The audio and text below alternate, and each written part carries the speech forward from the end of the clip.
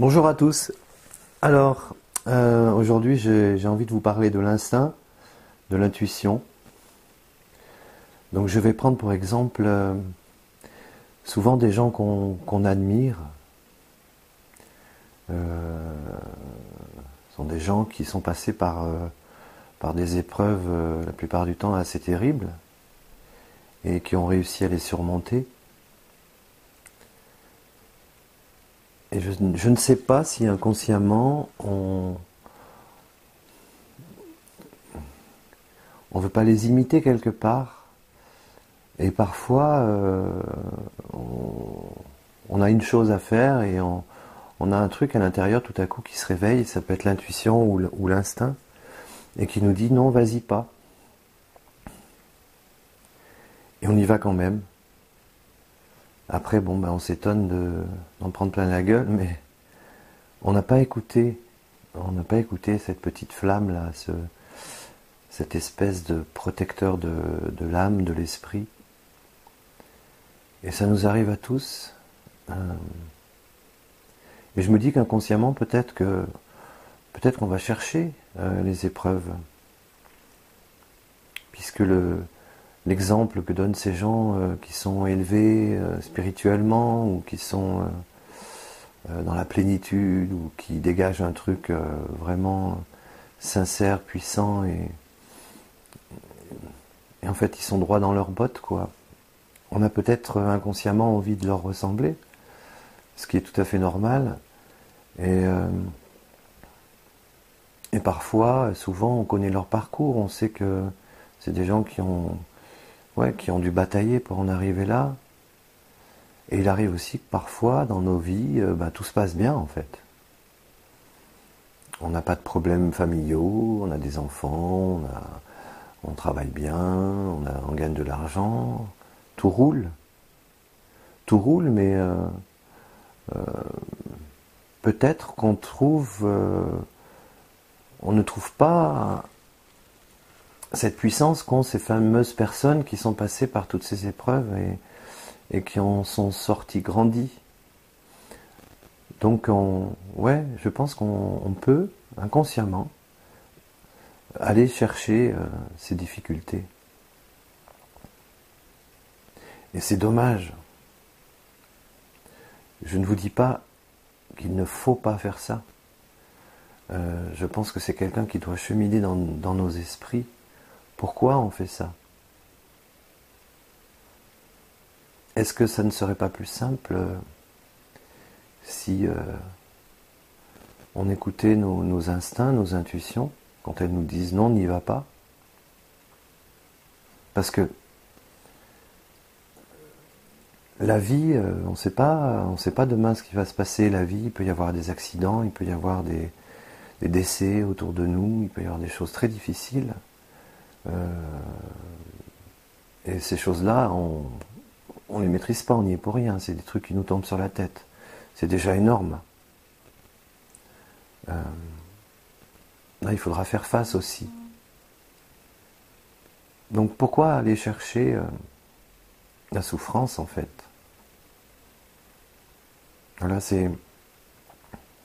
je trouve que ne pas écouter son intuition ou son instinct, c'est un peu comme un rejet de la vie, quoi. Alors, je n'ai pas la vérité infuse, mais je pense que si Dieu existe, il a vraiment une part dans ces fulgurances-là qui nous traversent. Je pense que si Dieu existe, il est un petit peu là quand même.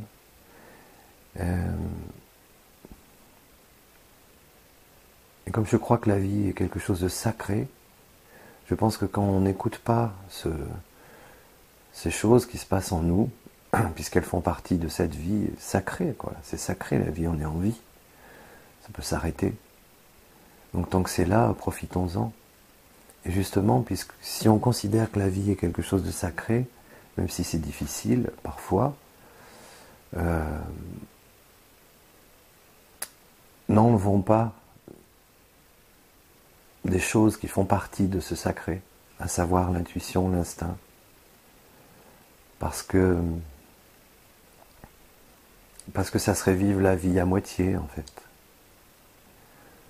Donc l'espoir que je me lance et que je vous lance aussi, vous en ferez ce que vous voudrez, c'est peut-être d'être un peu plus à l'écoute de cette petite voix intérieure qui nous dit de faire ou de ne pas faire les choses. Et ça marche pour nos sentiments, ça marche pour d'autres choses aussi. Ça marche pour un boulot, ça marche pour des relations amicales, ça marche pour tiens, un jour je suis pas bien, je vais aller faire du sport, et puis vous avez votre petite voix qui vous dit non, n'y va pas. Vous y allez, puis vous vous faites une entorse. Mais bon, ça fait peut-être partie aussi du processus de la vie, de penser qu'on maîtrise tout et qu'on oublie que quelque part la vie ne nous appartient pas puisqu'elle nous est reprise à un moment ou à un autre. C'est ça peut-être la relation au divin, on l'appelle le divin, mais on peut l'appeler la science aussi, puisque la science admet qu'on meurt. Donc, quand on n'écoute pas cette petite chose qui nous dit de ne pas faire tel ou tel truc, c'est comme si c'était un rejet de la vie, pour moi. Voilà. Après, il y a l'excès inverse qui est d'aller chercher des signes partout et de forcer son instinct à ressentir des choses. Ça, c'est tout aussi négatif que de repousser l'instinct. Donc il y a un juste milieu à trouver, et je pense qu'il se trouve, il doit normalement se trouver dans la simplicité. On ne peut pas complexifier un truc qui vient de très loin et qui nous apparaît comme ça dans l'esprit. On ne peut pas l'analyser, c'est des fulgurances, donc restons simples. Les souffrances, elles viendront de toute façon, et puis ces gens qui sont très très loin et très haut et qui ont atteint un degré d'humanité magnifique, sont des exemples pour nous, mais ça ne sert à rien de vouloir leur ressembler. Oui, s'approcher de cette qualité qu'ils ont gagnée, ils ont lutté pour l'avoir.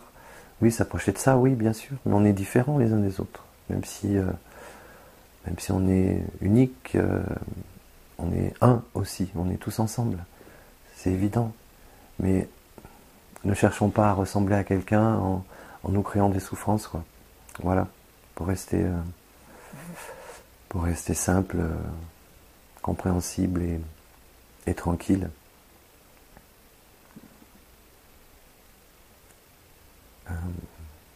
Voilà, faisons-nous confiance et acceptons les épreuves quand elles arrivent, et peut-être que si on était heureux de les recevoir, en se disant, bon, ok,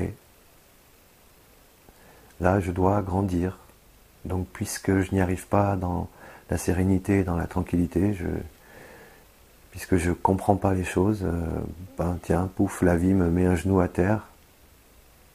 Au lieu de pleurer sur son sort, peut-être que on devrait être peut-être en joie avec ça. Et se dire que, voilà, on va avancer sur notre chemin, quoi. On va évoluer. Tout simplement. Merci.